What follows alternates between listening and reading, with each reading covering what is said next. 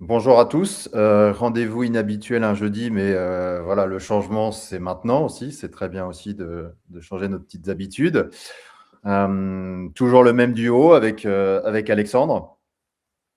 Bonjour à Ouais, tous et voilà. puis, bah, bonne année, même si c'est presque le dernier jour. On vous souhaite effectivement plein de beaux projets SAP pour cette année, entre autres. Ouais, ouais, c'est vrai que j'y pense pas nécessairement, surtout la santé, hein, parce que Mmh. si on a la santé, après, on peut avoir de belles missions sur 2026.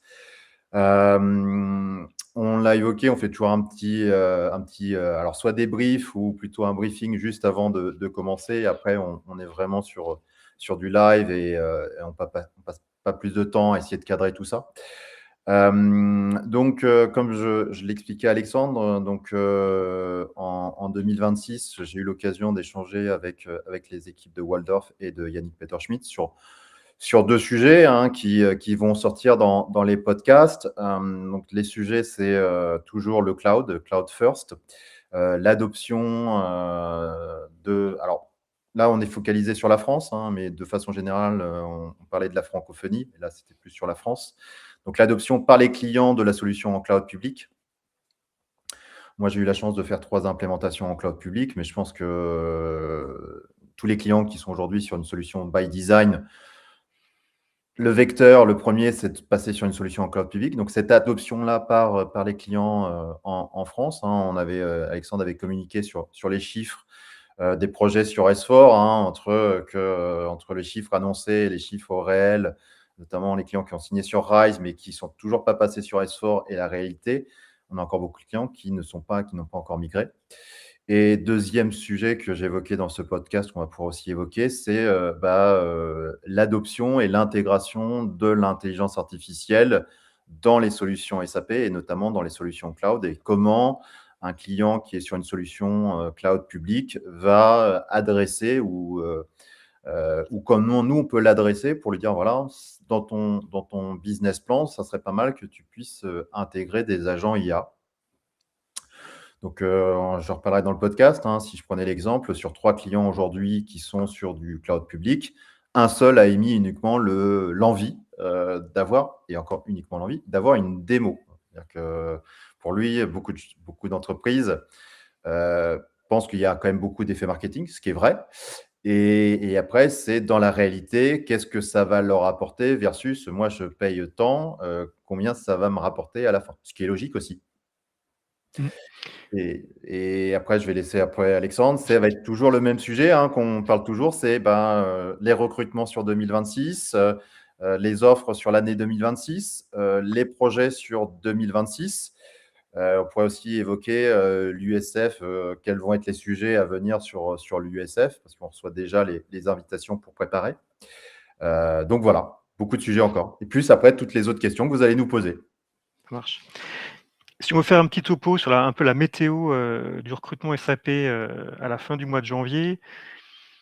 En gros, sur les annonces, côté CDI, on a une baisse qui est de l'ordre de 15-20 en visibilité des annonces chez les clients finaux. On exclut toujours les annonces des ESN parce qu'elles sont pas représentatives, ce sont que des profils et en fonction de leur budget communication, ça trouble effectivement, les chiffres. Par contre, les indicateurs des postes en interne avec le turnover, soit en création de postes, soit en remplacement, donnent déjà une bonne idée.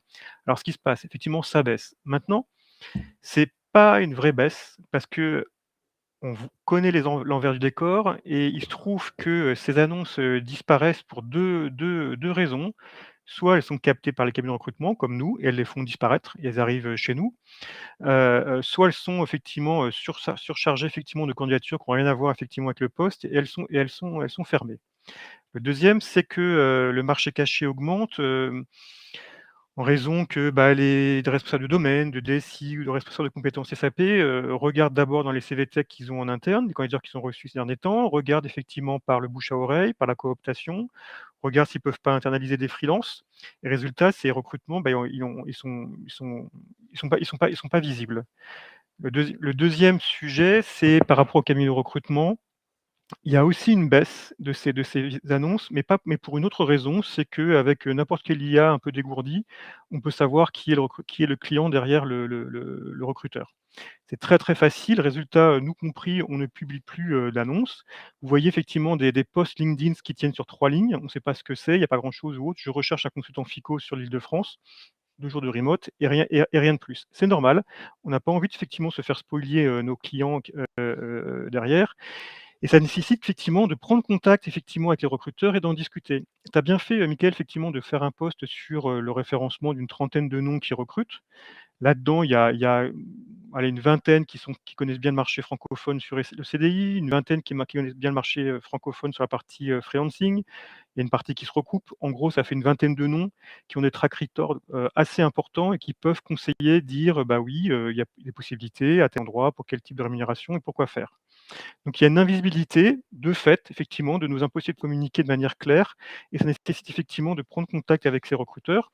Alors, prendre contact avec des recruteurs, c'est spécial. Il ne faut pas prendre contact avec tous, d'un coup, parce que ça peut être compliqué, à gérer et c'est là qu'effectivement, c'est un des bons moyens pour rater les entretiens faute, de mémorisation. Je vais vous expliquer.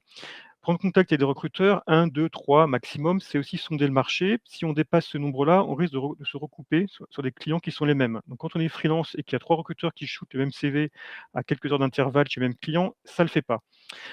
C'est une chose qui est important.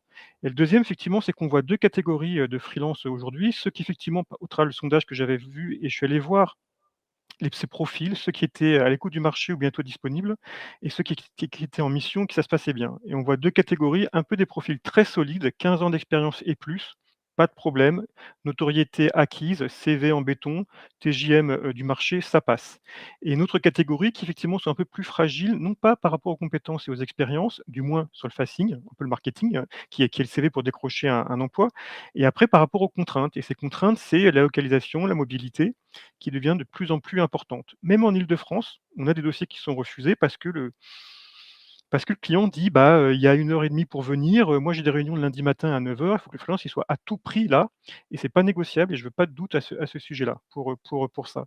Donc il y a non pas en gros, on estime qu'il y a une hausse des besoins, mais elle est plus invisible pour ça. Ça nécessite effectivement et j'incite à ceux à faire des tableaux Excel ou des spreadsheets en indiquant que vous avez contacté tel recruteur tel jour, que vous avez eu tel échange et que votre dossier est parti chez tel client, de manière à avoir une mémorisation, pour la partager aussi, si nécessaire et que les candidatures ne se dupliquent pas et que vous puissiez faire un suivi, le mieux possible. Mais on a trop souvent, nous, entendu des freelances ou même des candidats nous dire: «Ah bah, je ne savais pas que ma candidature était envoyée, j'avais oublié, je ne sais plus qui c'est, à quel moment, pourquoi et à quel TJM, derrière».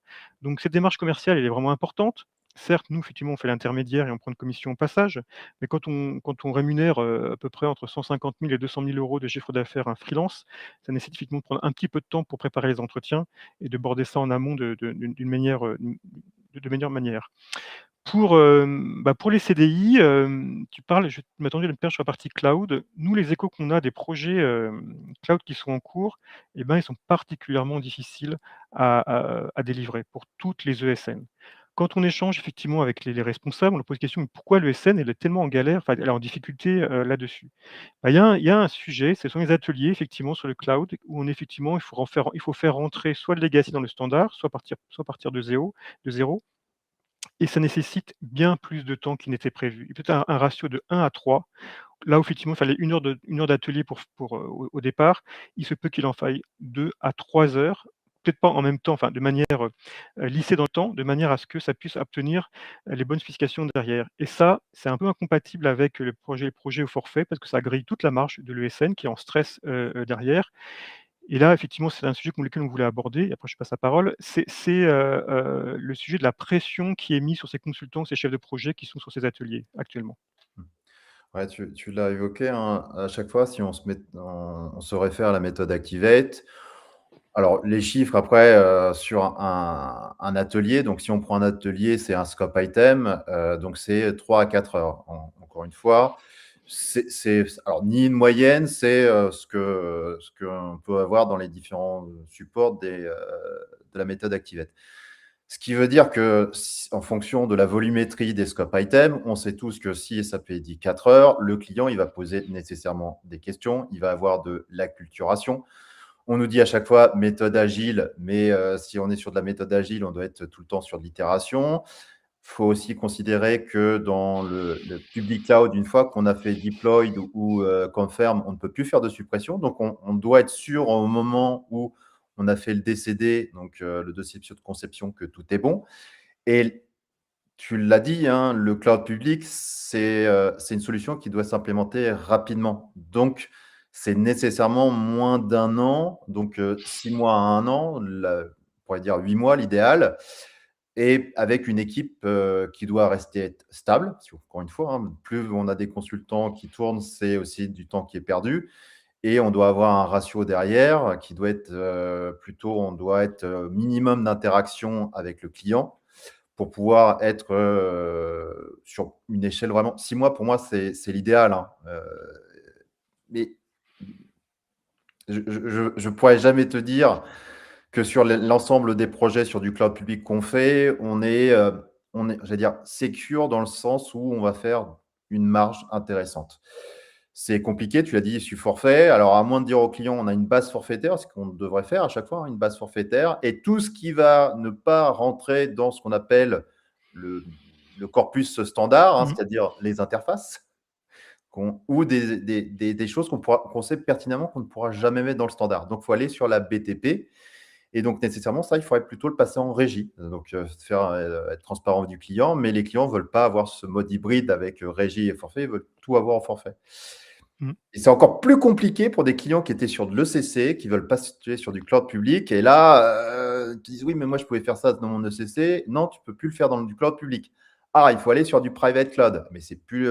Alors, en termes de licence, il n'y a pas, il y a pas de grosse différence. Mais on sait que si on va sur du private cloud, ils vont vouloir faire un broadfield avait répété tout ce qu'ils avaient sur leur ECC. Donc, encore une fois, la pression, on l'a vu, hein, c'est sur les consultants. Donc, on ne va pas compter nos heures. Et c'est une pression sur le chef de projet, c'est sur une pression sur les consultants. Un consultant en plus junior, bah, il va avoir encore plus de pression parce que lui, bah, il ne connaît pas forcément cet Mmh. environnement-là. Et ça serait faux de dire que un client, plutôt un consultant junior ne connaît pas le contexte ce qu'on appelle du fast delivery, hein, parce qu'on est dans ce mode-là, hein. Et je peux comprendre, et on l'évoquera, hein, le fait qu'on a des consultants alors qui se mettent en retrait, et la génération Z, et je peux comprendre, hein, qui ne veut pas passer sa vie au travail, et l'adéquation avec bah, de délivrer en temps voulu un projet. Pour Oui. revenir, ouais, et je te redonne la main. Et pour revenir par rapport à ton poste, enfin le poste que j'ai fait sur les recruteurs, bah, c'est important. On est dans un écosystème, de se dire est-ce qu'on peut se passer des recruteurs? Non. Et certains ont hyper agi. Pourquoi faire de la pub pour des recruteurs? Bah, c'est juste normal, parce que vous sachiez les personnes de confiance. C'est mieux d'avoir une shortlist pour dire ah oui, je sais que bah, avec toi, par exemple, ou avec d'autres que je connais, bah, je sais que je suis dans une relation de confiance. Et c'est important parce que il y a d'autres entreprises, ce qui n'est pas le cas partout. Comme un agent immobilier, on a tous visité des appartements, on se dit mais il n'a pas bossé du tout son dossier, le gars. Limite, j'irais voir directement le vendeur, ça irait plus vite. Bah, c'est Oui, mais dans un marché qui est de manière toujours déséquilibrée, il faut percevoir les recruteurs comme des animateurs de marché. On est là pour faire, mettre de l'huile dans le rouage. Une annonce, vous pouvez voir des annonces qui effectivement sont chez un client final et la même chez un recruteur. Mais derrière, il y a une prise de brief qui a été faite et il y a l'envers du décor et il y a ce qui n'est pas écrit. On va dire: «Bah, je postule directement», un peu comme toi, hein, c'est-à-dire PAP effectivement, dans l'immobilier et je contacte directement le recruteur. Vous allez vous retrouver avec votre CV effectivement dans un ATS qui va être traité et qui va remonter tant bien que mal effectivement jusqu'aux décideurs, derrière. Et puis il y a discuter avec un recruteur sur le même poste en se disant: j'y vais pas, à quelles conditions, comment on présente les choses, derrière». Déjà pour les candidats, ça vous coûtera pas plus cher pour les CDI, parce que ce sont nos clients qui nous rémunèrent et puis surtout ça évite des erreurs au début, au milieu et à la fin, derrière et d'être accompagné. Les dans 80 des cas, les clients finaux SAP, confient, leur poste à des spécialistes du marché SAP. Ils savent à qui ils les confient. Après, il peut y avoir des mises-bacs, il peut y avoir des erreurs, il peut y avoir effectivement la seniorité effectivement, du recruteur qui est derrière. Mais on a notre place, on anime, on fait parfois rentrer des ronds dans des carrés, c'est notre boulot aussi, dessus. On discute, on convainc nos clients, on arrive effectivement à faire bouger les lignes aussi, notamment effectivement par rapport aux rémunérations qui sont proposées, qui parfois sont un peu trop justes. On doit faire des benchmarks, on doit démontrer, puis après effectivement ils s'aperçoivent qu'ils sont décalés par rapport au marché ou alors effectivement il faut qu'ils modifient la fiche de poste pour faire rentrer par rapport à leurs attentes. Vous pouvez compter, sur nous, les contacter. Alors après effectivement, c'est pas si simple que ça aujourd'hui parce que c'est tendu dans le sens où, soit ça va très, très vite, notamment pour les freelances, ça peut se faire en 24-48 heures, derrière, soit c'est très lent, il y a pas entre les 2.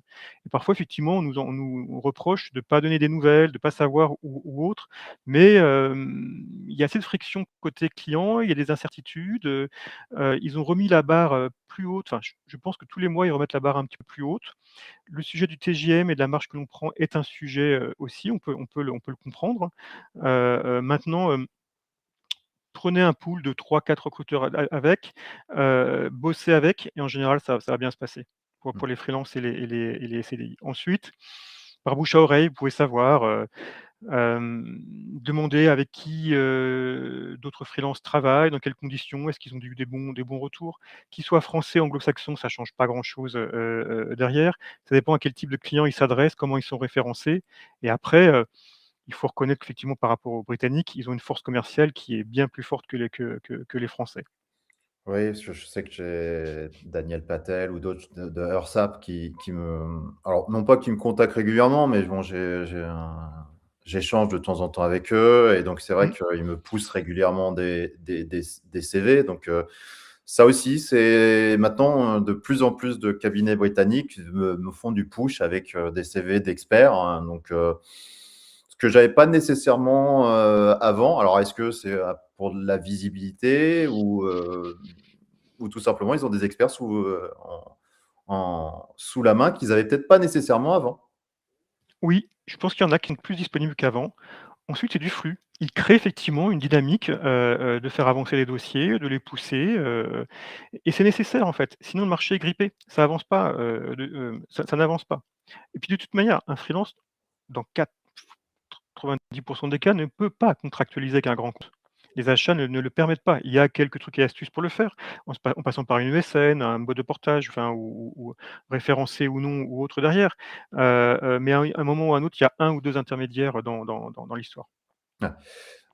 Tu as évoqué un point qui était important. Donc souvent, on va avoir dans les personnes qui me contactent, hein, que ce soit des personnes en reconversion, des consultants qui sont aujourd'hui en poste, à chaque fois, c'est, est-ce que je continue dans le CDI?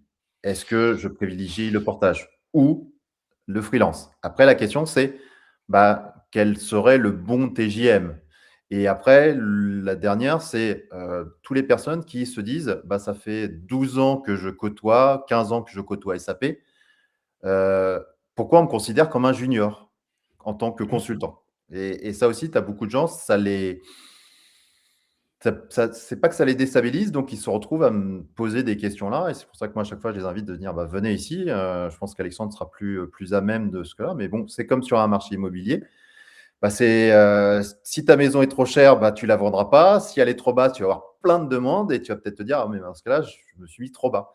Bah, il faut toujours, et les recruteurs sont justement là pour essayer de te dire éventuellement, bah, le bon TJM par rapport à ce que je vois, c'est celui-ci. Donc et ça sert aussi à ça, hein. Comme un agent immobilier, ton travail, c'est aussi de qualifier, de te dire: «Bon, bah, la bonne approche, c'est celle-ci». Ouais. Faut pas l'oublier. Après, il y a 2 règles à respecter et le premier, c'est, de connaître son point mort personnel, familial, et d'y rajouter, 30 net d'impôts, impôts sur société et impôts sur les revenus, pour passer freelance. En dessous du s'il y a pas 30 en plus, ça ne vaut pas le coup. Parce qu'il y a la perte de la prévoyance, en partie, il y a la perte des RTT, une partie des congés payés, et puis il y a une perte de garantie de rémunération en salaire enfin, pendant 12 mois. Donc, 1 mois d'intercontrat, bah, ça se paye, hein, ni plus ni moins en trésorerie, et certains sont pas au clair en se disant: «Bah, je prends un TGM un peu au doigt mouillé parce que j'ai entendu qu'un tel a fait un tel», mais ça se trouve ce TGM, il est pas suffisant pour que vous puissiez, en vivre correctement, avec. Alors, parfois, on fait des calculs ensemble, on regarde ensemble effectivement jusqu'à combien ils peuvent descendre, ou est-ce que parce que certains effectivement ne trouvent pas de mission, et peut-être que le TGM est un démarqueur. Moi, je suis pas convaincu que ce discounter, ça ouvre plus de pistes que ça. Il faut être au clair effectivement avec combien vous souhaitez gagner, vous partez d'un CDI pour obtenir telle chose. Est-ce que vous avez la trésorerie effectivement pour pouvoir tenir, 1 mois sans revenu? Même pas 2, parce que de toute manière, il y aura les délais de paiement qui seront derrière. Donc c'est une mécanique d'entrepreneur qu'il y a dessus. C'est pas uniquement le mot freelance, c'est d'abord un entrepreneur qui va avoir son plan de trésorerie effectivement et son bilan comptable à la fin de l'année, et est-ce que ça paye plus ou pas? Après, si c'est pour s'acheter, des conditions de travail parce que, et ben, on demande un TGM pas énorme, mais parce qu'effectivement c'est 100 full remote, il y a plus des c'est un choix personnel. Mais la fixation du TGM, elle se détermine effectivement, bah, avec, l'intermédiaire pour voir à combien vous pourriez prétendre, la mobilité qui est attendue, la pression effectivement des projets, notamment les projets cloud, qui sont en cours, et après c'est la négociation, hein, ni plus ni moins, hein, pour ça. Il faut pousser l'avantage, parfois effectivement il faut pas céder, mais souvent une bonne partie ne connaissent pas leurs points morts. Et ça, je pense que c'est un des calculs qui est à faire dès le départ, et on sait, avec AZ Portage, avec d'autres, que certains, la moitié ne dépassent pas l'idée de passer freelance parce qu'ils se disent: «Ah bah non, je vais pas gagner beaucoup plus, à la fin, ou du moins le risque, je suis pas prêt à le prendre». Ouais. L'autre point, comme Maxime l'a évoqué, c'est déjà alors le réseau, mais il faut pas oublier que tu as beaucoup de gens qui ne sont pas sur LinkedIn aussi, qui sont en Mmh. dehors de beaucoup de réseaux, hein. Le consultant, il est pas par essence, sur LinkedIn, hein. Moi, j'étais personne et encore une fois, là, j'ai une personne dans l'équipe, je ne citerai pas son nom, qui ne veut pas être sur LinkedIn. Enfin, il a un profil, mais il y a rien dessus, et Mmh. sauf que le réflexe, quand on doit le positionner chez un client, bah, ils vont voir sur le profil LinkedIn et ils sont toujours dire: «Mais il y a rien dans son profil». Donc ce sujet-là. Le networking aussi, bah, je vais prendre l'exemple, hein, de mon petit, de mon filleul, Mathéo. Donc aujourd'hui, ça fait quand même 3 mois qu'il cherche, et bien que j'ai poussé son CV sur LinkedIn, tu vois, derrière, même si tu peux avoir un super réseau, même s'il est censé être visible, c'est pas pour autant qu'il y a derrière, le fait qu'il trouve un stage. Alors est-ce que c'est parce que c'est un stage à l'étranger?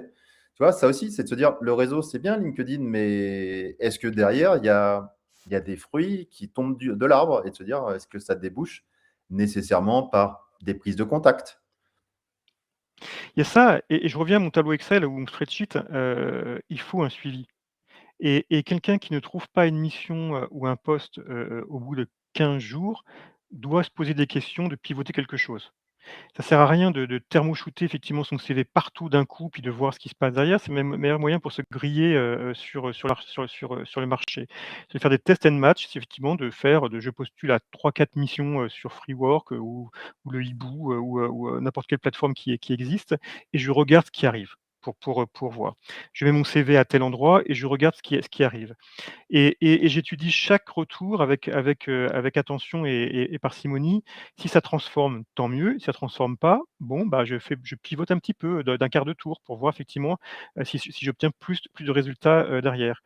Et si au bout d'un mois, il y a pas de mission, sur des profils plutôt classiques, FICO ou supply chain, plutôt standard, oui, il y a des questions à se poser sur le positionnement, marché, qui peut être effectivement la localisation, la mobilité, le TJM, ou alors effectivement en entretien, ça passe pas, ça transforme pas, derrière.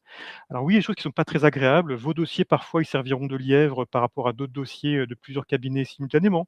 Les ESN le font aussi, c'est pas très agréable aussi. Même nous, parfois, on sert de lièvre effectivement par rapport à des candidatures qui sont en interne. C'est pénible, c'est chiant, ça met en colère, mais c'est partie des pratiques, et il faut s'inscrire effectivement dans ces wagons de candidature qui sont traités par les clients finaux. Mmh. L'autre point, on l'évoque assez régulièrement, c'est toujours le grand fossé entre les experts qui sont chassés continuellement et pour Mmh. lesquels on n'arrive pas à recruter, hein. Je pense que je pourrais citer toutes les ESN, qui sont sur la place, et on retrouve toujours les mêmes profils, hein. Moi, nous, je sais qu'on cherche toujours un FIC, plutôt, alors je dirais plus dire FICO, maintenant un vrai FI S/4HANA, confirmé senior, des vrais consultants qui maîtrisent bien des modules, toujours la logistique, hein, qui est toujours fortement demandée, mais avec qui sont S/4HANA, qui ont au moins fait un projet ou qui ont déjà fait plus de 5 ans sur du S/4. Des gens qui sont des vrais architectes techniques, hein, qui maîtrisent Mmh. complètement l'implémentation, sur les solutions en cloud, qui travaillent avec des hyperscalers, et ça aussi, on n'en a pas, on n'en trouve pas. Donc vraiment des gens qui sont, sur, la couche S/4HANA, pas des alors ce qu'on appelle des pure basis, hein, ou des profils autorisation, même s'il en faut, hein, mais c'est des architectes techniques. Je sais que nous, on a Renault Mutuel, hein, typiquement chez KPC. Bah, moi, l'idéal, c'est qu'on trouve son backup, son binôme, son Mmh. cloné, et c'est un peu la même chose pour moi. Je n'arrive pas à me cloner. Non, et ceux-là, effectivement, ils ont le vent en poupe.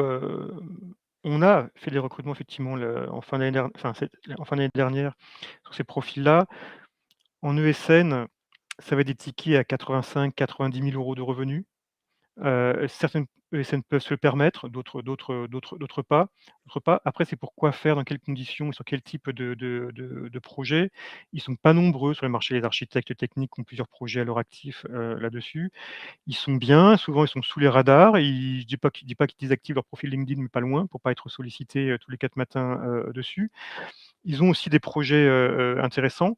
Après, il faut effectivement réussir à les toper au bon moment, comme on dit en tant que recruteur, quoi, par rapport à une fin de projet ou par rapport à autre chose. Ils peuvent aussi basculer en freelance, c'est-à-dire qu'ils disparaissent du marché du CDI, et ça effectivement, c'est une vraie perte effectivement pour les ESN, sauf s'ils travaillent en sous-traitance.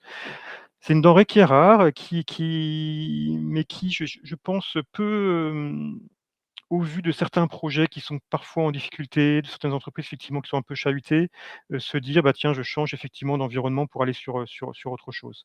La partie de l'écosystème SAP, c'est que les ESN travaillent à peu près tout le temps pour les mêmes clients, et ça se chevauche pas toujours. Donc une fois qu'ils ont fait le tour du portefeuille client, il faut changer de SN pour pouvoir travailler sur d'autres configurations et ailleurs.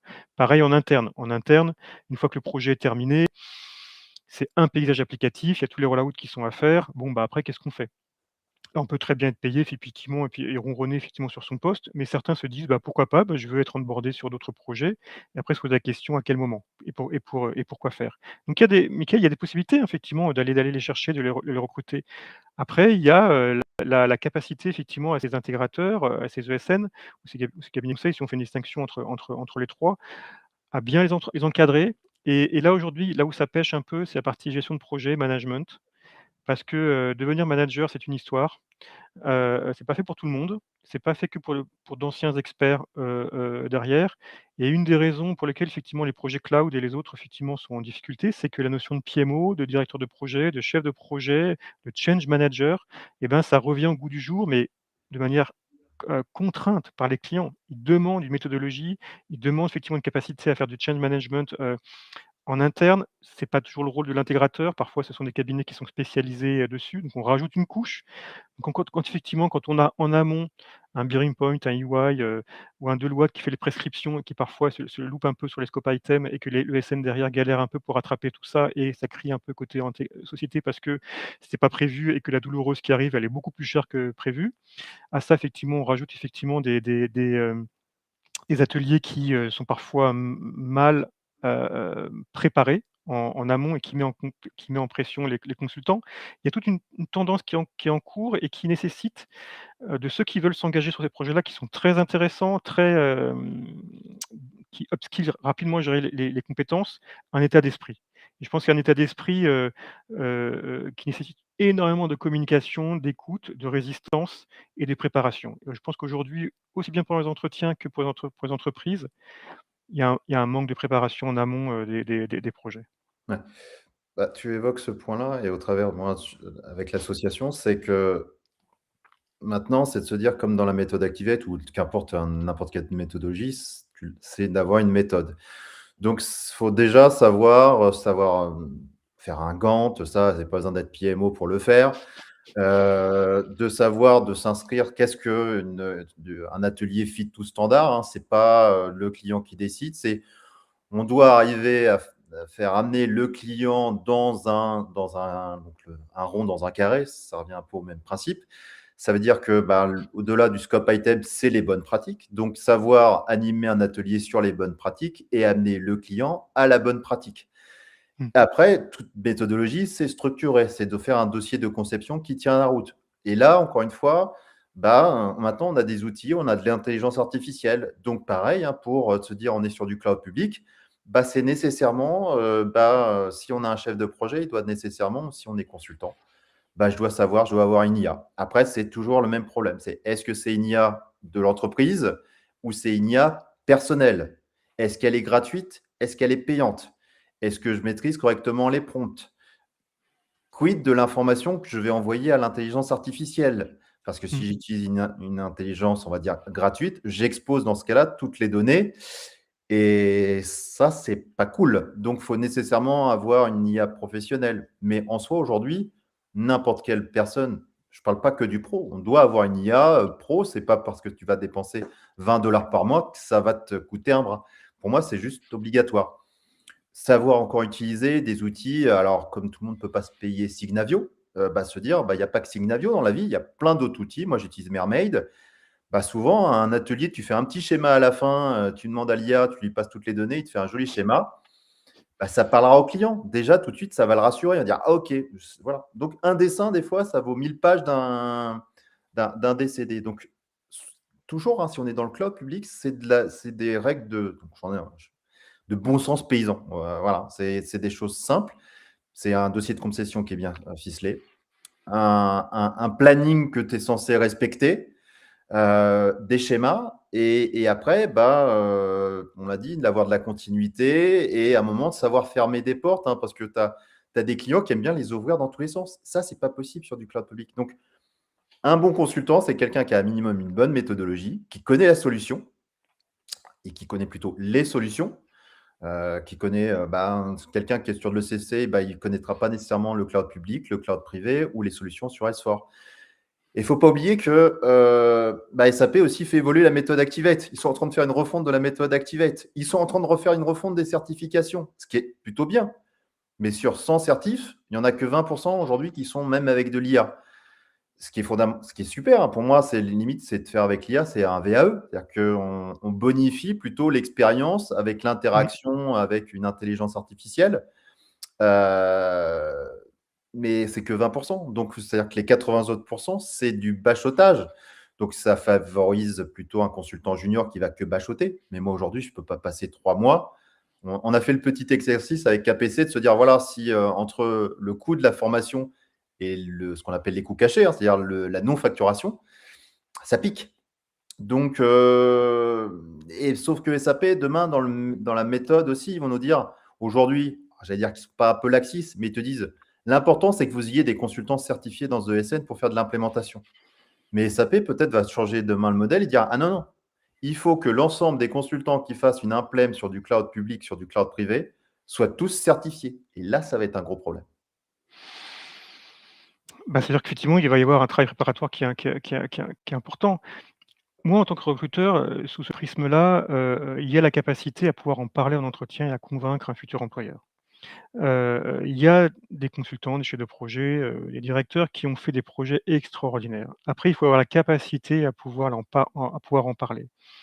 On a l'exemple justement d'une consultante qui est freelance, qui est experte SEO, qui est en mission chez un de nos clients et qui, chaque jour, prend dans un tableau Excel qu'elle nous renvoie à la fin du mois, il y a 6 ou 7, 4 ou 5 lignes sur ce qu'elle fait dans la journée. C'est une restitution et quand on additionne effectivement, la totalité, c'est une mine d'or parce que, il y a une capacité effectivement à avoir une base de connaissances de ce qu'on a fait au quotidien. Et il y a plus de problème de mémoire en entretien. «Ah, je me souviens plus comment c'était, qui faisait quoi avec comment ou autre, là-dessus». Et donc, l'IA, plus un spreadsheet, c'est l'idéal parce que les 2 peuvent se mouliner l'un l'autre. Prenez Gemini, prenez n'importe quelle, IA qui se connecte effectivement à Excel ou à Sheet et à la fin de la journée, écrivez ce que vous avez fait. Parce que nous, on a trop d'échecs, on trouve, de personnes qui ont les compétences, mais qui n'ont pas réussi à le vendre en entretien, derrière et ça rassure pas pour ça. Alors effectivement, il y a la fatigue émotionnelle, il y a la fatigue tout court qui aide pas, il y a le manque de préparation et j'insiste là-dessus parce qu'effectivement, je pense qu'aujourd'hui côté freelance et côté CDI, c'est quelque chose qui est vraiment flagrant pour ça. Il vaut mieux décaler un entretien, c'est-à-dire le prévoir plus tard, mais au moins passer plus de temps avec le recruteur pour se briefer, pour comprendre le décor, qu'est-ce qu'il y a, qui fait quoi, comment, derrière, c'est quoi l'histoire, quelles sont les peines, PIN effectivement de la personne qui est en face et sur quoi il faut insister. Il ne s'agit pas de faire des digressions à rallonge sur tout. Non, non, la personne elle a un entretien, Mickaël, tu sais, dès les 10 dernières minutes, même les 5 premières minutes, c'est plié. Le reste, effectivement, c'est de la politesse, derrière. Mais la première impression, elle est importante. Donc, ça se prépare. Je pense que les entretiens sont de plus en plus difficiles en termes d'exigence qui est en face. L'IA, oui. Les certifications, oui. Si c'est obligatoire, il faudra les passer. Bon, Mmh. bah, ça, il y aura pas le choix. Mais, c'est bon moyen effectivement de se réfléchir un peu, la mémoire, d'avoir des acquis, derrière. Se baser uniquement sur les IA pour bosser en se disant: «Bah, de toute manière maintenant avec ChatGPT et compagnie, bah, je peux retrouver les transactions, je peux filer 3 specs dedans ou mettre du code et puis ça va bien effectivement donner des réponses, derrière. Attention, ça se voit côté client. Il ne faut pas jouer non plus au ping-pong prompt. C'est effectivement je reçois un truc, je le passe dans l'IA et je renvoie effectivement la version, du résultat prompté ou autre. Je pense qu'effectivement, il ne faut pas trop en abuser parce que, c'est pas très pro. Maintenant, en termes de d'IA checking, c'est super pour éviter de faire des erreurs, des fautes, moi, j'insiste ceux qui veulent postuler à certains postes et ben, ils prennent le poste, ils le copient dans ChatGPT, ils prennent leur CV, ils posent la question, que voilà mon CV, voilà le poste, qu'est-ce que tu en penses? Question ouverte. Et puis vous regardez la réponse, vous aurez une réponse. Vous serez surpris. Après par itération, vous pourrez vous dire: «Bah, le poste, il est pour moi, il est pas pour moi». Voilà, quels sont les écarts? J'y vais pas. Mais en connaissance de cause. Donc oui, c'est un vrai sparring partner qui, je pense, dans l'adoption entreprise est beaucoup plus lent qu'on ne le pense et sera beaucoup plus lent qu'on ne le pense, ne serait-ce comme tu le dis, soit c'est une IA interne joue les compagnies, qui est pluguée sur la donnée interne, qui est intègre, voilà, qui est nomenclaturée et qui peut fonctionner.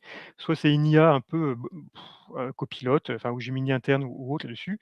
Là, c'est un peu plus casse-gueule effectivement en termes de données, du moins ça reste déjà en interne, mais c'est quand même moins fiable. Ouais. Bah, je peux donner quelques exemples, comme ça, bah, je ne citerai pas. Réunion, par exemple, un steering committee. Quand vous faites du brainstorming, tout le monde, alors, continue encore des fois à faire des post-it. Bah, typiquement, vous prenez en photo les post-it et là, vous allez demander à l'IA, peux-tu me faire tout simplement une petite présentation avec les pain points, bullet sheet, super. Et là, elle vous fait une restitution, elle va voir, bah, tiens, il y a des choses Mmh. redondantes. Là, c'est pertinent. Après, tu le présentes tout de suite et après, ça permet de rebondir. Pareil sur, vous avez, on le sait tous, dans nos emplois du temps, on a des fois du sales, du pre-sales, plus notre métier de consultant, les réunions.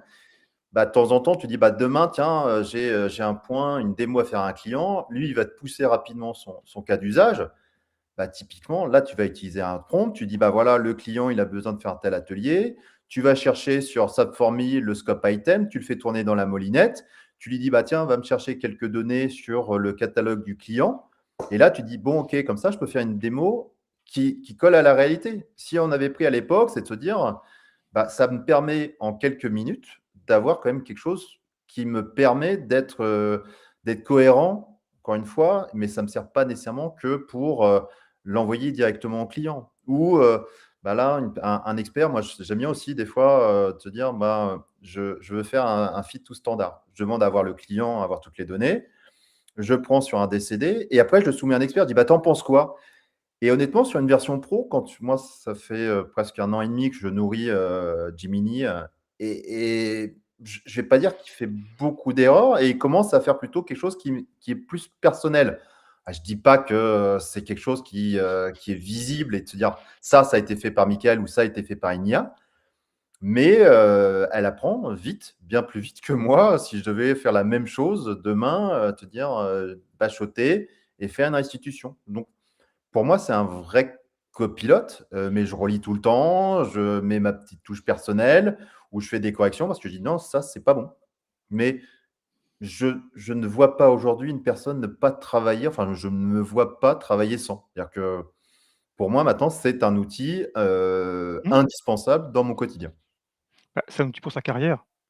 Déjà pour commencer, il faut apprendre les bases et c'est un outil sur lequel on le répète depuis des mois, il faut s'entraîner avec, il faut jouer avec, il faut comprendre ce qu'il y a derrière.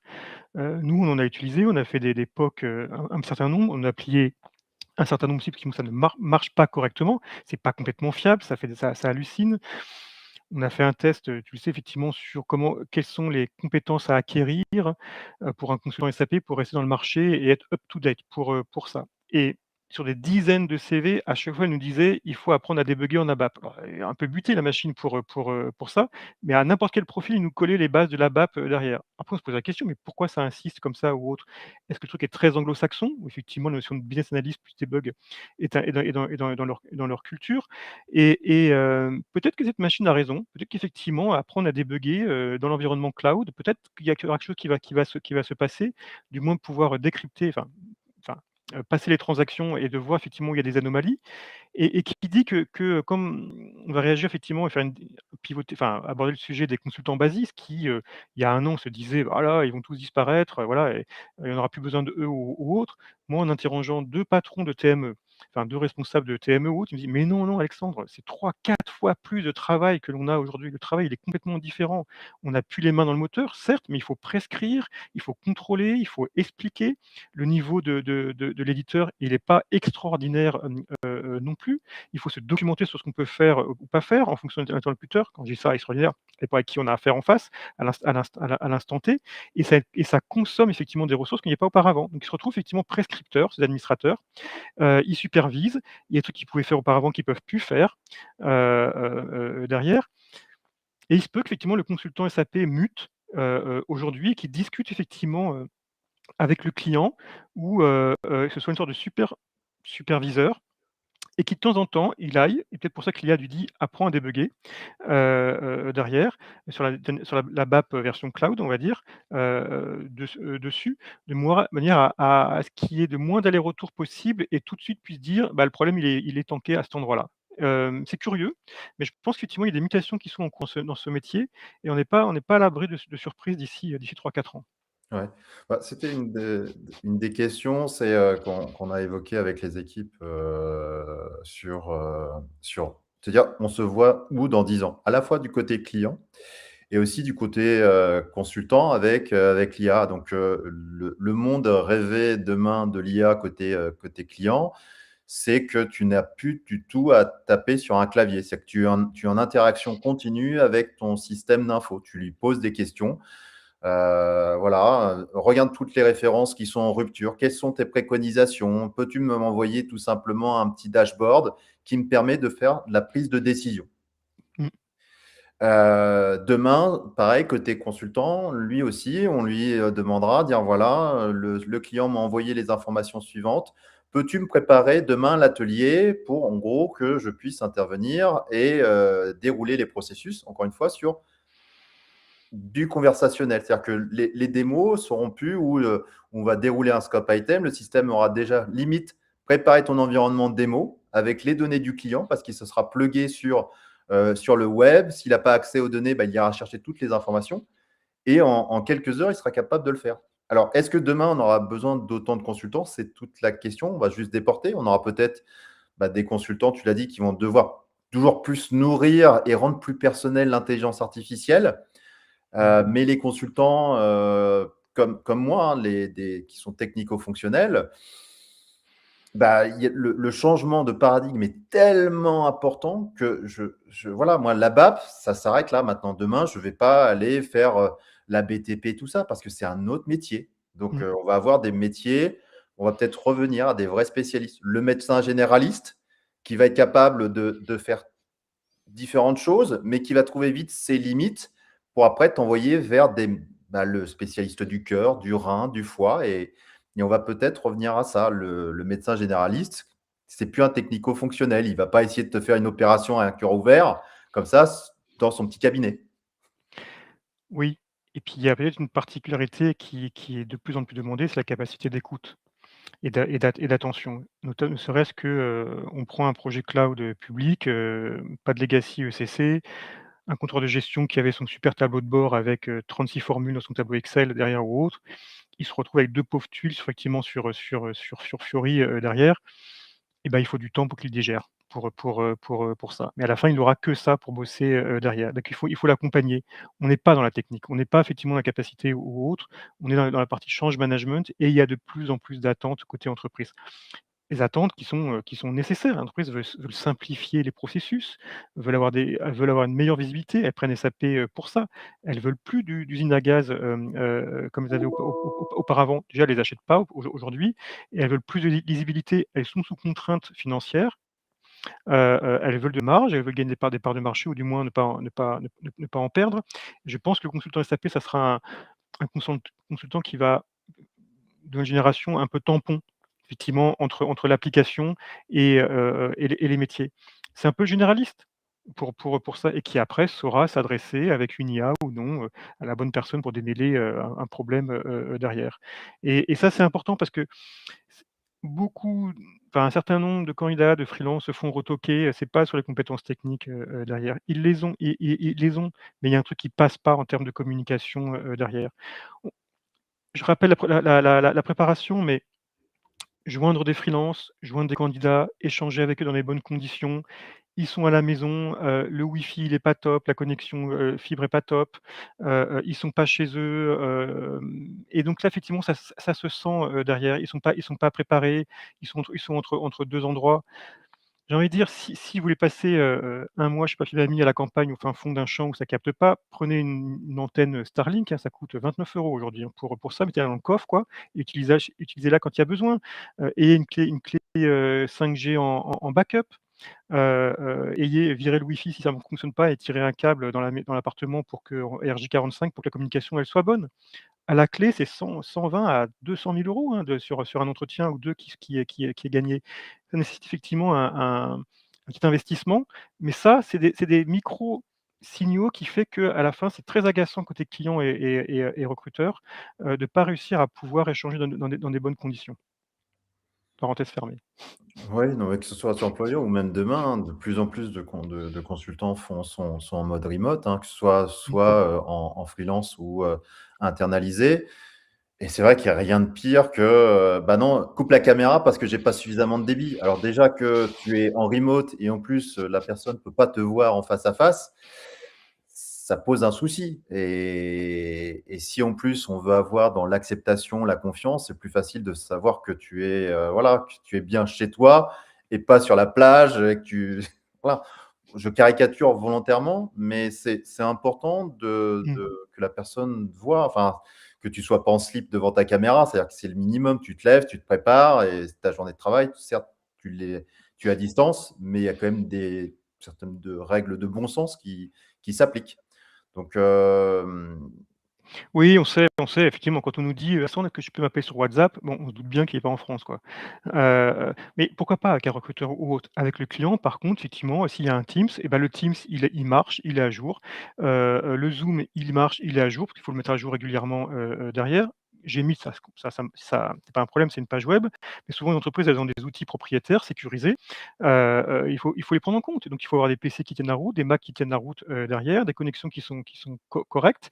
Effectivement, et puis après être concentré, préparé, avoir, effectivement son CV, papier sous les yeux, sur la table, de prendre des notes, d'avoir révisé l'entreprise auparavant, le poste aussi, c'est de fait challenger effectivement par ChatGPT et compagnie, pour pouvoir préparer l'entretien. Éventuellement, s'il y a un doute, nous appeler, ça ne nous empêche pas, hein, pour ça. Nous, effectivement, on fait des briefs, la veille, les candidats nous enfin ceux avec qui on travaille, freelance ou CDI, savent qu'effectivement la veille, bah, il y a un entretien pour passer, on passe 20 minutes ensemble, à en discuter. Nous, on a des informations à donner qui ne sont pas visibles dans le poste, et ça c'est important. Il faut pas juste arriver en touriste effectivement aux entretiens en se disant: «Bon, bah, je sais, je vais être pris» et aujourd'hui, des clients reçoivent des sacrées shortlists de freelance quand ils vont passer les entretiens et puis, bah, ils prendront celui qui matchera le mieux et qui aura fait, pas la meilleure présentation, mais en tout cas, qui l'aura pas raté en tout cas. ouais. Ouais, donc là, c'est important aussi par rapport à ça, c'est aussi de donner, toujours le message, parce que là, on donne quand même beaucoup d'informations, hein, autant sur les experts, je me fais jamais de soucis. Alors je vais m'en faire plus, je vais reprendre encore l'exemple de Matteo. C'est vrai que c'est quelque chose qui est pas forcément évident, parce que je me dis: «Voilà, même moi avec, mon réseau, j'arrive pas à lui trouver un stage». Donc pourtant, je lui dis: «Voilà, je suis capable de lui faire du mentoring sur SAP». Il est, très intelligent, il est super débrouillard, c'est-à-dire qu'il avait acheté lui-même un appartement, il a fait lui-même les travaux, il a voilà, quand tu as 18 ans et que tu achètes un appartement pour pouvoir faire de la location derrière, c'est qu'il a la tête sur les épaules. Mais tu vois, il trouve pas. Moi, j'ai des gens dans l'association qui viennent dans l'association alors qu'ils sont déjà dans the ESN, et je me dis: «Mais pourquoi déjà dans leur ESN, ils n'arrivent pas à trouver le parcours pour faire, du cloud public ou pour avoir un accompagnement?» Tant mieux, mais bon, moi j'accompagne, que ce soit dans mes postes, que ce soit là un junior ou que ça peut être un expert, ça c'est pas un souci. Mais on le sait, tous les 2.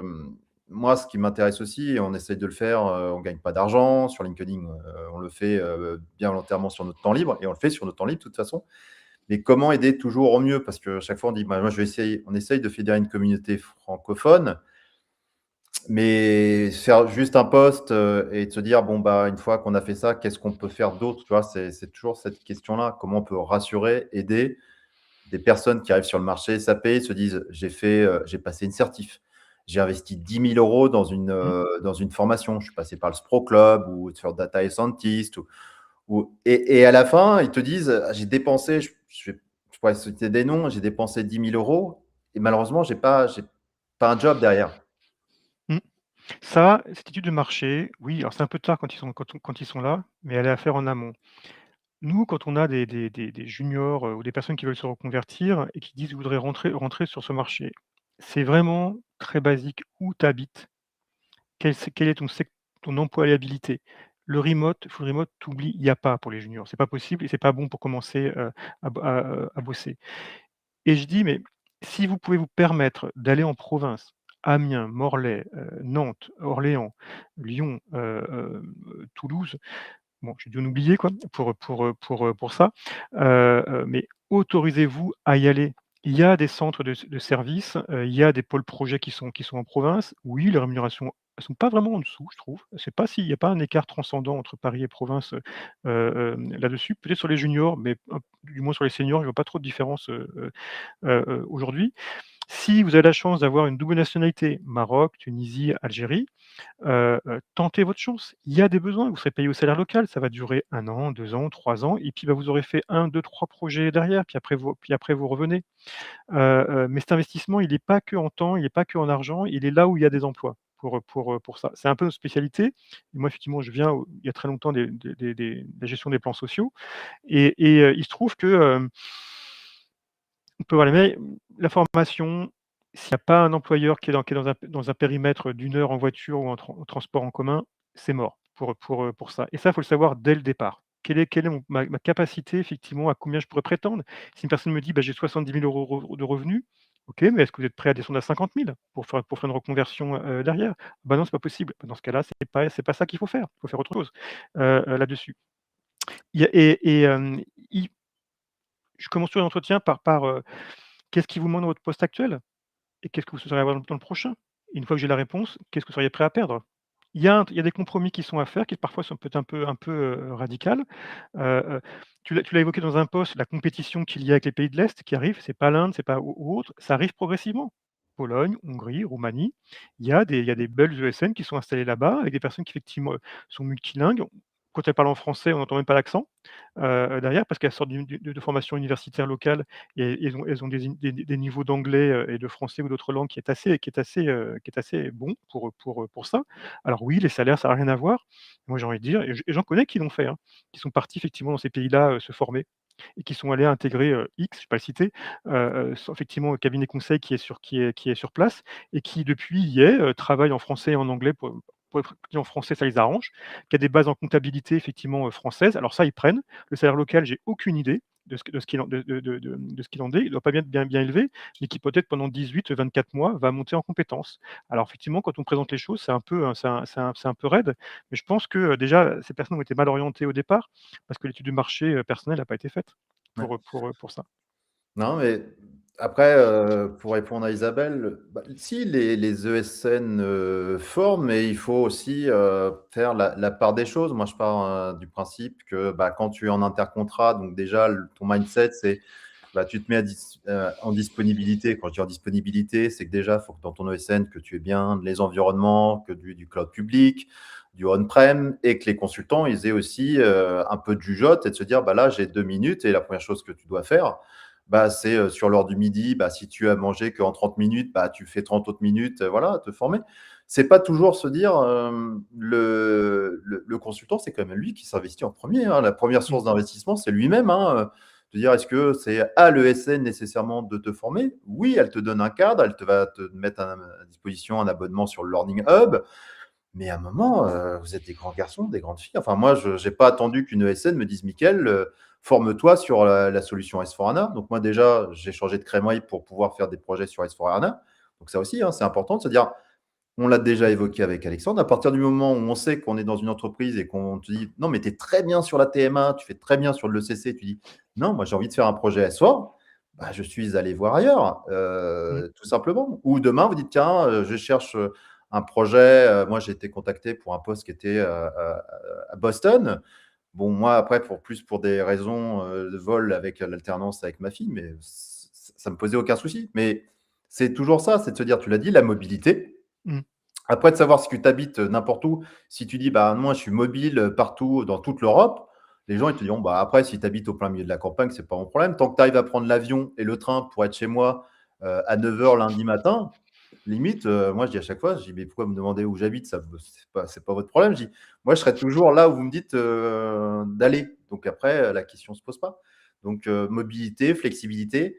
Après, pour les juniors, hein, dans mes postes, je vous dis à chaque fois, hein, c'est si vous êtes déjà dans un état d'esprit, tu dis, bah, ça fait 6 mois que je m'entraîne sur un environnement, je suis capable de dérouler, j'ai fait des études de cas, c'est-à-dire sur des cas réels, ce que je dis dans Mmh. l'association, je leur dis, faites des projets qui correspondent à la réalité, mettez-vous dans une problématique, vous en trouvez plein sur le net des problématiques. Et dites-le sur LinkedIn. Les gens, ils vont te dire, ah bah ok, donc si je te recrute, demain, je peux te mettre, peut-être pas forcément sur un atelier, mais te dire, bah, tu es capable de dérouler tout ça dans SAP? Bah oui. Tu connais la méthode Activate? Oui, je l'ai même regardé. J'ai fait un petit projet où j'ai fait un Gantt, j'ai utilisé l'IA, j'ai utilisé Mermaid pour faire ça. Et tu dis, bah tiens, il n'est pas con, hein, il sait en plus se servir des outils, il s'est capable de faire ça. Et en plus, il l'a fait dans l'outil.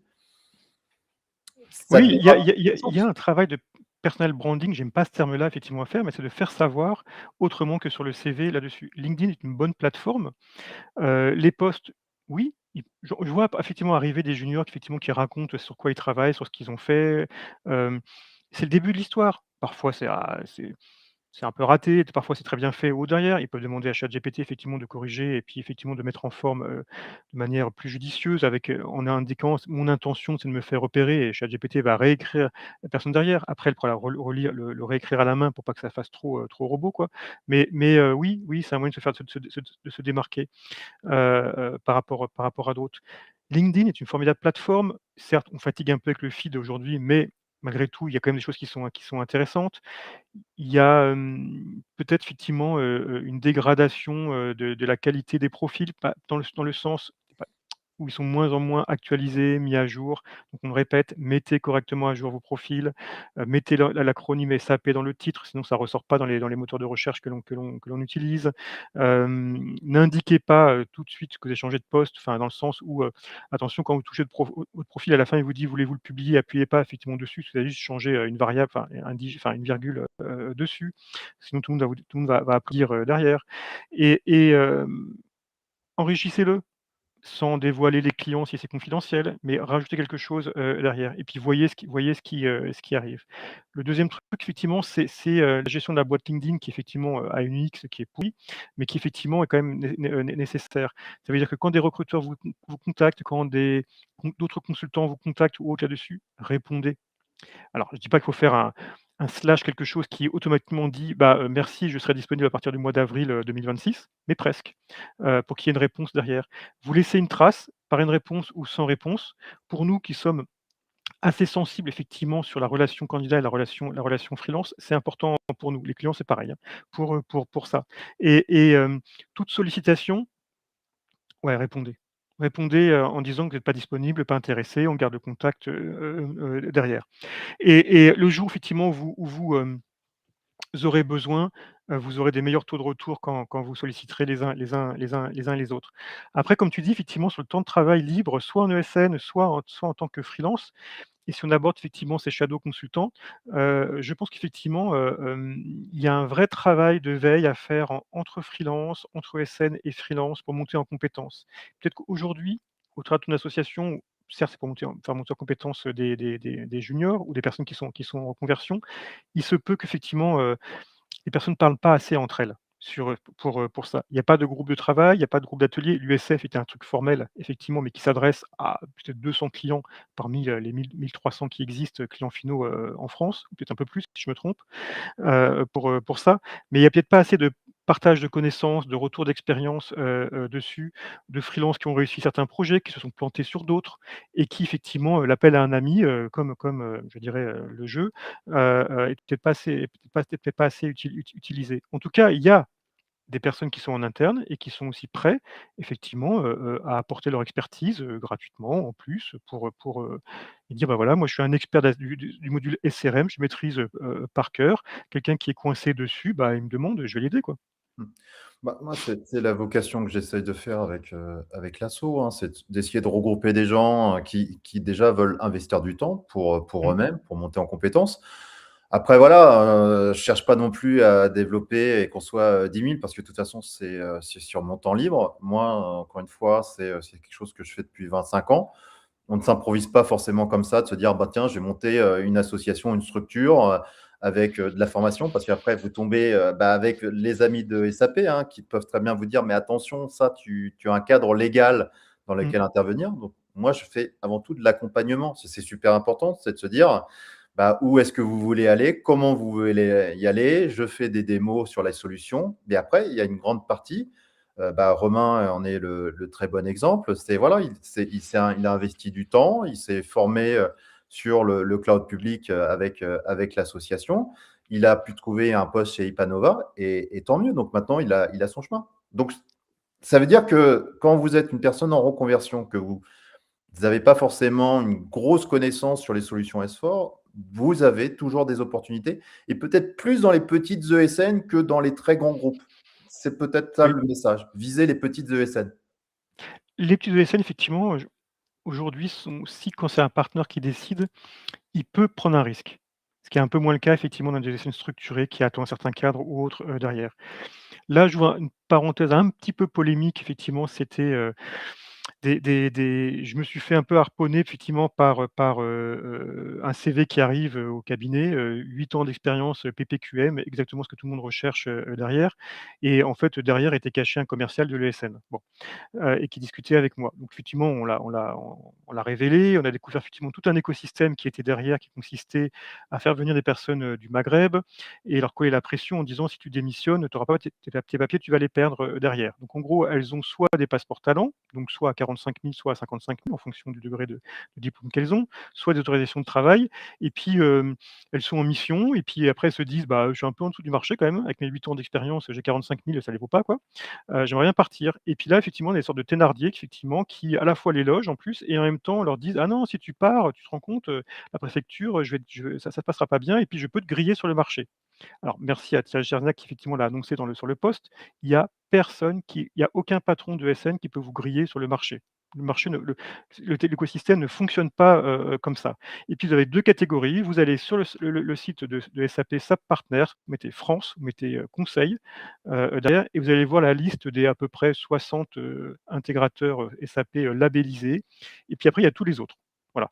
Donc si les autres n'y sont pas et qu'elles existent depuis plus de 10 ans, c'est louche. Parce qu'à la fin, même les petites, de taille ou de taille intermédiaire, sont labellisées, là-dessus. Et ces personnes qui sont à la tête de ces entreprises ne se permettent aucun faux pas. pour ça. Donc celles qu'on a identifiées, elles sont 2, elles en font pas partie. En tout cas, ne il faut pas avoir crainte, effectivement, si vous quittez votre employeur, en fonction de votre situation personnelle, vous pouvez passer des entretiens, signer un contrat de travail, démissionner et puis l'entreprise vous accompagnera ou vous serez accompagné effectivement pour pouvoir, que le renouvellement de titre de séjour se fasse dans les bonnes conditions, dernières. En tout cas, moi je vous incite à partir. Mmh. Non, tu l'as dit, c'est important que là, c'est aussi que ça sert à un réseau, hein, que ce soit, pour, sur SAP ou toute autre chose. Si vous allez sur un site internet qui a pas pignon sur rue, une entreprise qui a pas pignon sur rue, qui a pas au moins alors pas forcément partner gold, ça peut être silver, Mmh. Oui, les ESN qui vont aussi à l'USF, vous savez qu'elles sont forcément, identifiées par SAP et il y aura aucun mmh, risque. ouais. C'est comme tout, quand il y a des choses qui sont un peu trop intéressantes, tout ça, vous dites-vous qu'il y a toujours un loup. Il y a pas de secret dans la vie, hein, soit on vous propose un salaire très bas ou un salaire très élevé. Voilà, il y a un marché qui existe. Vous avez des compétences, vous êtes junior, vous savez que vous entrez plus ou moins dans une grille. Vous êtes expert, alors il y a peut-être un peu moins de grilles, quoique même dans les grandes entreprises, c'est encore toujours plus compliqué dans une grande entreprise de payer l'expertise. On aura plus de latitude et de liberté dans des entreprises intermédiaires. Donc, pour alors c'est plus un message personnel, hein, il n'y a pas que les gros dans la vie. Vous avez plein sur les 60, plein de petites ESN avec qui vous avez des très belles opportunités Mmh, et qui vous donnent plus de liberté. Je ne dis pas que des Viséo, du Deloitte, du Ernst Young, tout ça, ça vous donne certainement un cadre mmh, dans lequel vous pouvez vous épanouir. C'est toujours la différence entre quand vous allez à l'université ou que vous suivez une prépa, où vous allez être plus voilà, dans une case. À l'université, vous allez ou vous n'y allez pas. C'est vous-même, quoi. Donc moi, je me sens plus libre comme ça dans les ESN de type intermédiaire, où c'est là où j'ai le plus appris. Peut-être bien plus que si j'avais passé par la Capgemini, par exemple. oui. Ensuite, il n'y en a pas une qui est mieux que l'autre. Elle s'adresse à des clients de taille, enfin, de différents et de manière différente, sur des projets qui ont rien à qui ont qui sont di enfin, qui ont pas la même philosophie, derrière. Toutes sont bonnes pour apprendre.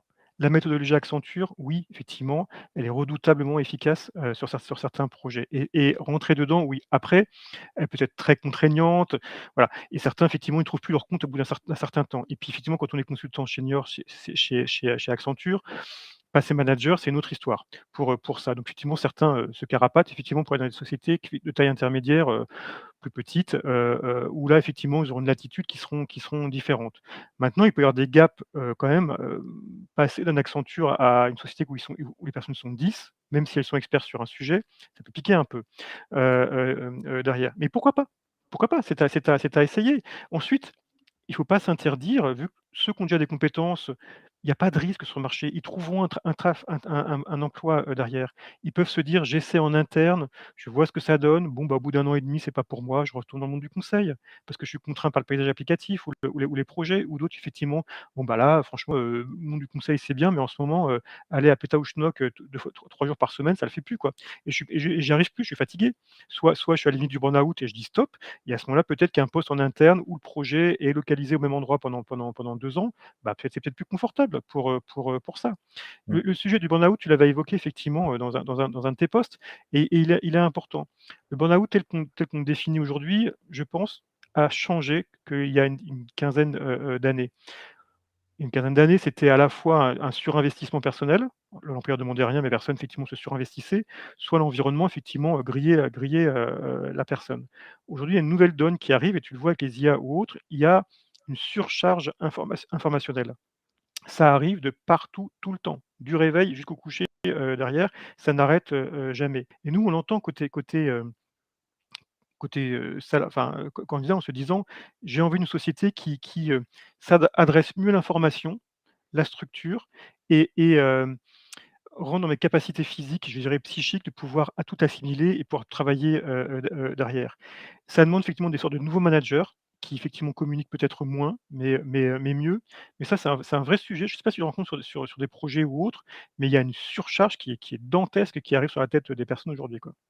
Ouais, c'est un sujet, après je ne vais pas évoquer mon cas, mais on se retrouve encore une fois quand on est sur des postes de manager plus avec, de gérer bien sûr, on nous demande toujours de faire de la facturation. Après c'est ce qui est intéressant dans notre métier, de gérer nos équipes, de faire des missions, des fois être sur du sales, pre-sales, de monter aussi soi-même en compétences pour pas être non plus, has-been, par rapport à ses équipes. De faire bien sûr toujours des comptes rendus, donc et tout ça. Et après, SAP nous envoie aussi, ah, il faut absolument que tu viennes aussi sur l'IA, tout ça. Fin de la journée, tu dis ouais, mais bon, c'est peut-être bien, je vais rajouter 1 heure, sauf que bon, tous les jours, tu rajoutes, tu dis bah, je fais plus des journées de 7, mais de 8, de 9, de 10. Et tu dis, mais ça s'arrête où pour que je puisse assimiler? C'est un peu le même principe avec les mails. Au départ, tu dis, si je dois les lire tous, plus tout ce qu'il y a dans les spams, tu dis, moi, je sais que j'ai dans ma boîte, j'ai 8000 mails qui n'ont pas encore été lus. 8000. Voilà, ça fait sur 7 ans. Mais sur 7 Mmh. ans, voilà, j'ai entassé, ils sont quelque part. Bon, je pense que ceux qui datent d'il y a 7 ans, c'est plus la peine, mais trop d'informations, c'est ingérable. C'est ingérable et c'est perturbant.